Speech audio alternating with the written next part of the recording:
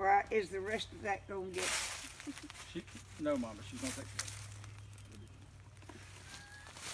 it.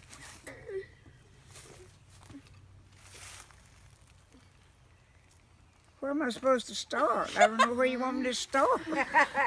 Start over the date At and the what beginning. we're doing. Okay, today Mom, is still on. May doesn't the matter. 14th, 2017. And we have come here today in this part of Mississippi to work on our ancestors' graveyard that dates back to, I believe John was the first one that was came here, and he was born in 1780. Can you read it? 7? What does it say, Summer? Yeah, 1787. Was born in 1787. And he came here with the people in and around South Carolina where they lived at that point in time. And he was only 15 years old. And they came here and homesteaded on this piece of property. He became a very wealthy farmer. When he had been here about a year, he encouraged his father, Richard Bates, to come, and he and his wife to come and live here, which they did. I don't recall how long it took them to get here, but I know it was a long time. But he died after being here for only 1 year.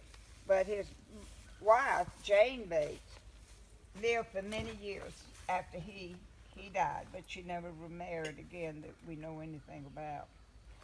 And to tell the story about the iron fence, which is just almost unbelievable back at that date and time, he had ordered that iron fence to go around this cemetery in the back of their property to help protect it for whatever reason. And it's still standing in very good condition. And it was bought in England, and it was shipped from England to New Orleans by boat, and from New Orleans to St. Francisville, Louisiana, by ox cart. No, by Box card is right. Barge. by barge, or get it right, excuse me in a minute. And in St. Francisville, they brought it from there to this area right here where we are today at this spot by ox cart. And through the years, many, many years, no one ever even knew where it was when I was growing up. It was just something that we knew was somewhere in the woods, but nobody knew where it was. And eventually, a few people in Emmet County did find where it was located, but nobody seemed to really be interested in doing anything about it at that time.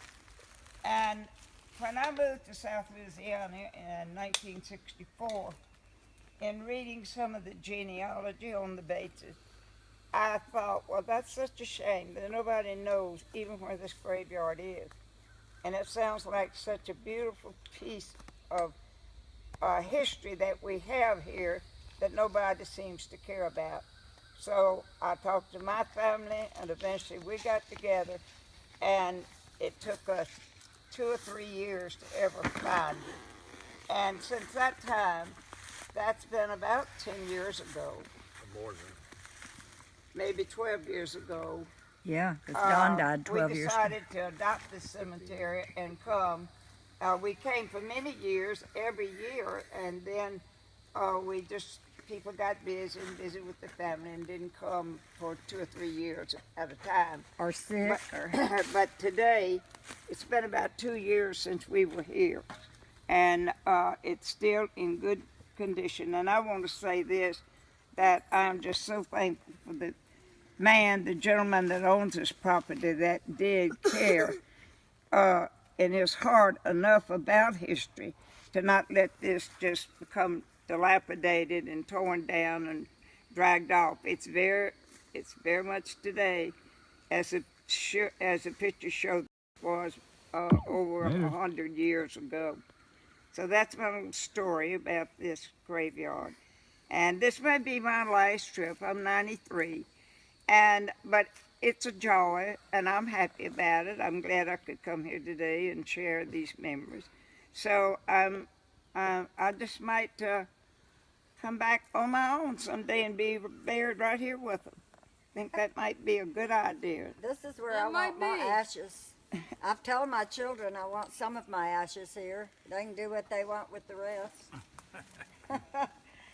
So that's my story, and I just love telling it, and I have enjoyed coming every year when we could to take care of it. And I want you to know, Miss Jean Louise, who will be 93 in July, crawled through the gate, which was locked, to get back here on her own. That And was they pretty dragged neat. her And through she the woods. says, I don't need any help.